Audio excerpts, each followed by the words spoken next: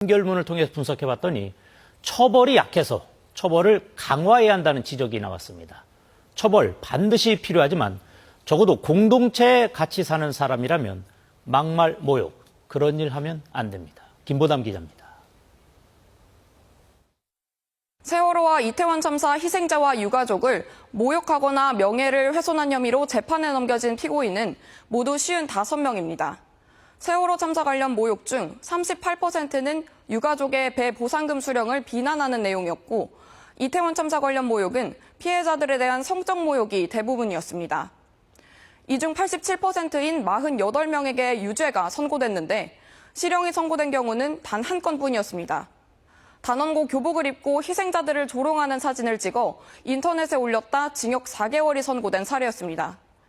대략 67%는 벌금형, 11%는 집행유예를 선고받고 풀려났는데 초범이라는 게 주된 선처 이유였습니다. 솜방망이 처벌이 반복되다 보니 지난해 말 제주항공 참사를 두고도 같은 일이 또 반복되고 있습니다. 세월호 때부터 그런 댓글로 고소 고발 당했던 사람이 지금 제주항공에서도 똑같은 댓글로 또 피해자들을 모욕하고 있잖아요. 이 때문에 사회적 참사와 관련된 명예훼손이나 모욕죄에 대해선 형량을 정하는 지침인 양형 기준을 별도로 더 높여야 한다는 지적이 나옵니다. 지금 처벌 기준이 좀 낮은 편이기는 해서 좀 사회적으로 어떤 영향을 미치는지 이런 것들도 좀 두루 고려해서 양형 기준을 만드는 게 필요하지 않을까 하고, 경찰은 제주항공 참사 관련 악성 게시글 작성자 61명을 검거하고 120여 건에 대해선 수사를 이어가고 있습니다. KBS 뉴스 김보담입니다. 경북 5개 시군에서 산불로 피해를 입은 주택 등에 대해 철거 작업이 시작됐습니다.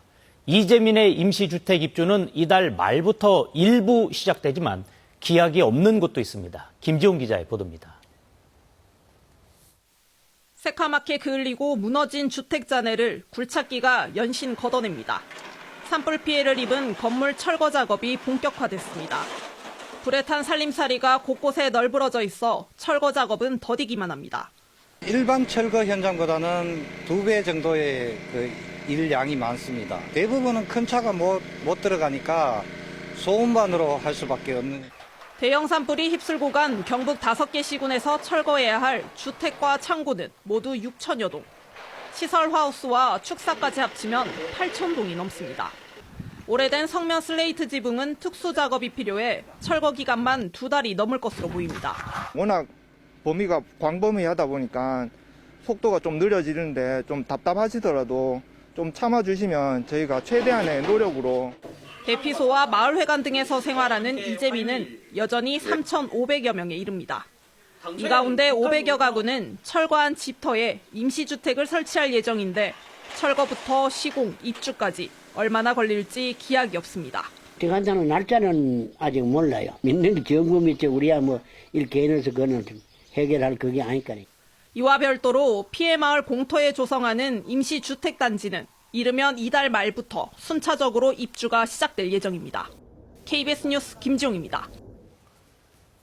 비행기를 탈 땐 규정상 보조 배터리를 비닐백에 넣어야 합니다. 기내 화재를 막기 위한 조치인데 정말 막을 수 있는 근본적인 방법인지 살펴봤습니다. 황현규 기자의 보도입니다. 충전 단자를 절연 테이프나 뚜껑으로 막기, 아니면 비닐백에 담기. 이렇게 해야만 배터리 기내 반입이 가능한데 대부분 비닐백을 찾습니다. 인천공항 기준 하루 2만 장 정도 사용됩니다. 과충전 발열 상황을 가정해 배터리 주변 온도를 높였습니다. 연기가 나더니 금세 폭발. 일단 불이 붙자 비닐은 아무 효과가 없습니다. 보관함 소재를 바꿔봤습니다. 내연 섬유로 만든 파우치도 배터리와 함께 타버렸고, 방폭 기능을 갖춘 철제 보관함도 역부족. 뚜껑까지 튕겨버립니다. 금속함 정도는 좀 막지 않을까 생각해서 했는데 좀 미흡한 부분이. 보조 배터리 소재인 리튬이온은 가연성이 강합니다. 일단 불이 붙으면 열폭주를 막을 보관 장치는 아직 없습니다. 비닐백은 화재 원인 중 하나인 외부 합선을 예방해주는 수준입니다. 내부 합선이나 외부 충격, 과열 등엔 속수무책입니다. 외부 합선의 가능성을 줄여놓은 거예요. 국토부가 전혀 이해하지 못한 채로 규정을 만든 거예요. 보조 배터리 사용 수칙 준수가 현실적 예방법입니다. 배터리 화재를 막기 위해선 충전할 때 무리하게 오래 꽂아두지 않는 게 중요합니다. 또 KC 인증을 받은 제품인지 꼭 확인해야 합니다. KBS 뉴스 황형규입니다. 어젯밤 11시 20분쯤 서울 용산구 서빙구역 철길 건널목에서 KTX 열차와 승용차가 부딪히는 사고가 났습니다. 이 사고로 다친 사람은 없었지만 열차 운행이 약 20분간 멈추면서 다른 열차 운행도 일부 지연됐습니다. 경찰은 사고 차량을 견인해 사고 경위에 대해 조사 중인데 사고 당시 운전자는 음주 상태가 아니었던 것으로 전해졌습니다. 기후환경 뉴스 기후는 말한답니다. 온순한 성격과 귀여운 외모로 세계적으로 인기가 많은 설치류 카피바라가 아르헨티나에선 불청객 취급을 받고 있습니다. 아르헨티나의 부촌 노르델타 지역에선 카피바라의 개체수가 최근 2년 새 3배나 증가하면서 카피바라가 개를 공격하거나 교통사고를 유발했다는 민원이 잇따르고 있습니다. 현재 당국은 개체수를 조절하기 위해서 불임 백신 접종까지 시행 중이지만 애초에 카피바라의 자연 서식지를 파괴한 것이 근본 문제라는 지적도 나오고 있습니다. 인도와 파키스탄에선 우기를 앞두고 벌써부터 폭염이 시작되면서 조만간 기온이 섭씨 50도에 육박할 거란 전망이 나오고 있습니다. 파키스탄 남부 일부 지역에선 최고 기온이 49도까지 오를 것이란 예측이 나왔고 인도 델리는 이달 들어 3번이나 최고 기온이 40도를 넘었습니다. 전문가들은 2050년엔 인도와 파키스탄이 생존 불가능한 온도에 이를 수도 있다며 향후 10억 명이 기후 위기로 타격을 받을 것이라고 경고했습니다. 네, 모레는 봄비가 내려서 곡식이 윤택해진다는 절기 고구입니다. 이 고구를 전후로 수확하는 녹차를 우전이라고 하는데요. 해풍과 일조량 덕분에 올해도 품질이 최상급이라는데 녹차 주산지 보성의 우전 수확 현장에 최정민 기자가 다녀왔습니다. 싱그러운 연두빛이 끝없는 계단처럼 펼쳐진 녹차밭. 봄볕에 깨어난 여린 새순을 따내는 농부의 손길이 정성스럽게 움직입니다. 고구를 앞두고 수확하는 녹차나무의 첫 번째 찻잎인 우전. 2시간 만에 소쿠리가 가득 찹니다. 이게 녹차를 보면요, 색깔이 참 이쁘잖아요. 그래서 너무 좋아요. 색깔이 너무 이쁘고 녹차 이 향도 좋고요. 200도가 넘는 솥에서 찻잎을 볶아내고 비벼주며 풍부한 맛과 향을 더해줍니다. 등량만에서 불어온 해풍과 풍부한 일조량 덕분에 올해도 품질은 최상급입니다. 소비자분께서 이제 드셔주시면서 이렇게 누군가 고생한 걸 내가 이렇게 먹구나라는 마음이 좀 있으시고 맛있게 드셨으면 감사하겠습니다. 최근에는 녹차를 활용한 기능성 식품이 미국과 유럽 등에 수출되면서 K푸드의 열풍을 이어가고 있습니다. 기호식품의 영역을 좀 벗어나서 늘 우리가 접할 수 있는 일반 식품으로서의 영역을 가져가기 위해서 그 확대하기 위해서 군에서도 나름대로 노력을 하고 있고 전국 녹차 재배 면적의 30%를 차지하는 전남 보성. 다음 달 2일부터는 국내 최대 녹차 축제인 다양 대축제가 펼쳐집니다. KBS 뉴스 최정민입니다.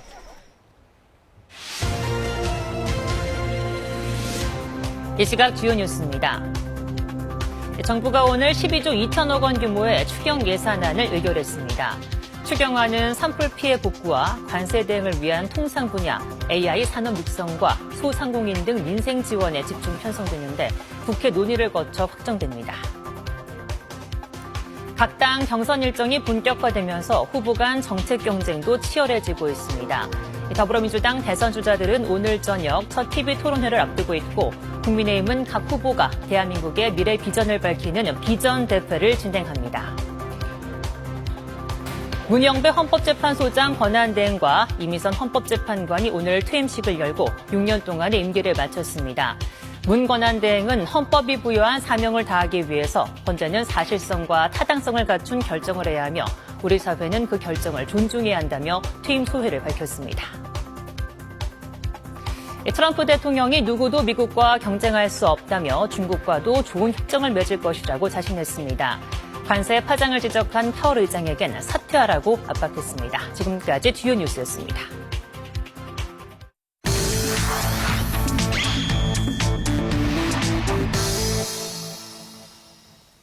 국내 배달 플랫폼 1위 배달의 민족이 이번 주부터 포장 주문에도 수수료를 내도록 했습니다. 업주들은 반발하고 있습니다. 경제산업부 김채린 기자와 함께 자세한 이야기 나눠보도록 하겠습니다. 김 기자, 자, 포장 주문이면은 고객들이 이제 앱으로 주문하고 이렇게 절차가 진행되는데, 그런데 이 직접 받아가는 건데 포장이면 그래도 지금 수수료를 받는다, 뭐 이런 거죠. 네, 배달의 민족이 이번 주부터 이제 받기 시작한 중개 수수료, 이제 포장 중개 수수료인데요. 결제 금액의 6.8%입니다. 네. 10% 부가세는 또 별도라서 이것까지 더하면 결제 금액의 7.5% 정도를 받아가는 건데요. 예를 들어서 손님이 2만 원짜리 포장 주문을 했다고 하면 배달의 민족이 중개 수수료로 2만 원의 7.5%인 1,500원 가량을 이제 가져가게 되는 겁니다. 네, 지금 포장 중개 수수료. 지금 배달의 민족 왜 이것을 받기로 한 겁니까? 네, 이제 배달의 민족은 2020년부터 지금과 비슷한 형태의 포장 주문 결제 서비스를 시작했는데요. 네. 이때부터 받았어야 하는 중개 수수료를 미루다 5년이 지난 이제서야 이제 받게 된 거라고 설명하고 있습니다. 업주들이 배달 앱으로 더 간편하게 주문을 받을 수 있게 됐으니까 이용료를 진작 받았어야 하지만 코로나19 시기 등 어려운 경제 여건을 고려해 포장 중개 수수료는 계속 면제해 왔다는 겁니다. 네. 배달 주문이나 포장 주문이나 배달의 민족 앱을 이용하는 건 똑같고 서비스 개발 운영비도 들어가는데 그동안 포장 중개에서 나오는 수익은 없었다. 결국 다른 데서 번 돈을 포장 중개하는 데 써야 한다는 건데 서비스 구조상 맞지 않는 거 아니냐, 이런 논리입니다. 자, 그럼 이 중개 수수료 포장에 붙는 거, 이거 배달의 민족만 지금 받고 있는 건가요? 어떤 건가요? 네, 그건 아닙니다. 다른 플랫폼들도 좀 받고 있는데요. 네. 요기요는 7.7%, 그리고 공공 배달 앱인 먹개비는 1.5%의 포장 중개 수수료를 받고 있습니다. 네. 다만 쿠팡이츠는 아직까지는 무료로 포장을 제공하고 있습니다. 지금 뭐 사실 업주의 입장에서 봤을 때는 그동안 이게 부담이 안 됐었는데 이렇게 돈을 내게 되는 상황이면은 좀 부담이 커질 것 같은데 어떻습니까? 네, 그렇습니다. 물론 업종별로 좀 차이는 있겠지만 네. 추가 지출이 불가피한데요. 한 분식점 사장님 이야기 들어보시겠습니다. 작년에 배달의 민족에서 발생한 매출을 찾아봤더니 포장 주문으로 발생한 주문 건에 중개 수수료가 추가가 되게 되면 제 소득이 월에는 16만 원 정도, 연간에서 한 190만 원 정도 감소가 하더라고요. 네. 상황이 이렇다 보니 앞으로는 배달의 민족 앱을 사용하지 말고 매장에 직접 전화하거나 수수료가 저렴한 플랫폼을 통해 포장 주문을 해달라고 손님들에게 부탁하겠다는 업주도 있었고요. 배달의 민족으로는 더 이상 포장 주문을 받지 않겠다. 나아가서 아예 배달의 민족 앱을 쓰지 않겠다. 회원에서 탈퇴했다는 가게들도 잇따르고 있습니다. 네. 일부 업주는 포장 손님에게 제공하던 서비스 메뉴나 할인 혜택을 없애는 등 다른 비용 절감책을 고심하고 있습니다. 지금 이렇게 업주 입장에서도 손님에게 주던 할인 혜택 이런 거 없어지면 결국 소비자도 부담을 갖게 되는 거네요. 네, 이번 포장 수수료는 업주한테 부과가 되는 거고 당장 소비자가 더 내야 할 돈은 없습니다. 네. 다만 앞으로가 문제가 될 수 있는데요. 포장 수수료 부담 때문에 업주들이 결국 포장 메뉴 가격을 올릴 수 있다는 그런 우려가 나오는 겁니다. 실제로 배달의 민족이 중개 수수료와 배달료를 이미 받고 있는 배달 메뉴 가격을 보면요. 매장에서 주문할 때보다 더 높게 정해진 그 이른바 이중 가격제가 일반화되어 있는 상황이거든요. 네. 제가 만난 한 시민도 이런 우려를 했는데요. 한번 들어보시죠.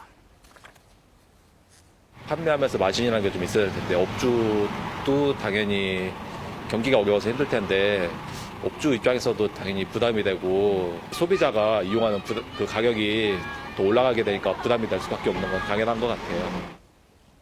지금 이게 상황을 보니까 뭐 배달의 민족은 나름 본인들의 입장을 얘기하는데 결국 그 앱을 이용하는 뭐 업주라든지 소비자 지금 양쪽에서 보면은 좀 불만이 많은 것 같은데 어떻게 되는 겁니까? 이런 정책을 시행했는데 배달의 민족이 뭐 철회한다거나 뭐 수정한다거나 뭐 이런 가능성은 없습니까?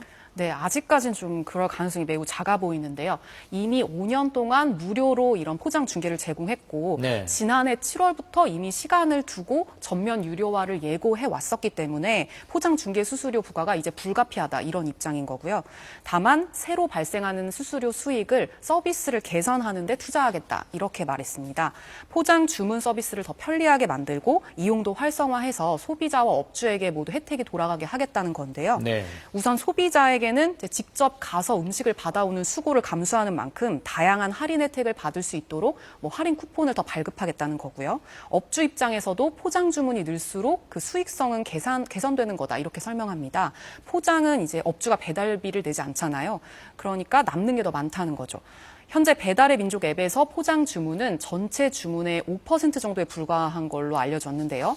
배달의 민족은 연간 300억 원을 투자해 이 비중을 2자릿수로 올리는 것을 목표로 하고 있습니다. 뭐 지금 요즘은 뭐 앱을 쓰는 거가 매우 일상화됐는데 이런 배달 앱에서의 수수료 논란 이거 뭐 이전에도 계속 있었는데.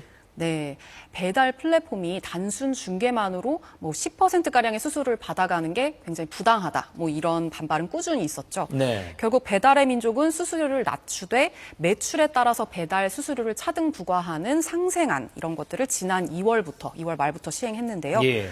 채 2달도 안 돼서 또 다른 수수료가 업주들 입장에선 추가된 겁니다.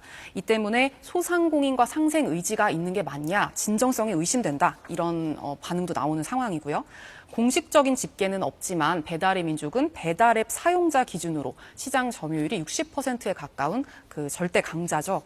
요즘 배달앱 안 쓰는 사람 찾기 힘든데 공공 배달앱은 제대로 활용이 안 되고 있고 자영업자들은 배달의 민족에 의지할 수밖에 없는 상황에서 이런 배달 플랫폼 수수료 논란 앞으로도 계속될 것으로 보입니다. 네, 알겠습니다. 오늘 말씀 여기까지 듣겠습니다. 지금까지 김채린 기자와 함께했습니다. 고맙습니다. 전 세계의 대중음악을 선도하고 있습니다. 이렇게 세계인들이 열광하는 K-팝 어떻게 만들어지는 걸까요? 유명 작곡가 한 명에 의존했던 과거와는 달리 그 나름의 독특한 제작 방식이 있다고 하는데요. 자, K-팝 탄생의 비법 김현수 기자가 공개합니다. 신나는 펑키 리듬, 즉흥적인 선율, 여기에 반주가 더해져 K-팝의 밑그림이 나옵니다. 투입된 작곡가만 4명, 연령대도 국적도 모두 다릅니다. 이들의 개성과 장점을 모아 노래를 만드는 이른바 송캠프 방식입니다. 이 곡을 포함한 전체 프로젝트에 8개국 79명의 작곡가가 참가했습니다. 2주간 매일 별도의 팀을 구성해 85곡을 만드는 게 목표입니다. It's songs that you never would have gotten, especially when you have people from America, LA, Europe, all the different countries in Europe, and then the Korean producers and writers and artists. 이렇게 탄생한 노래들.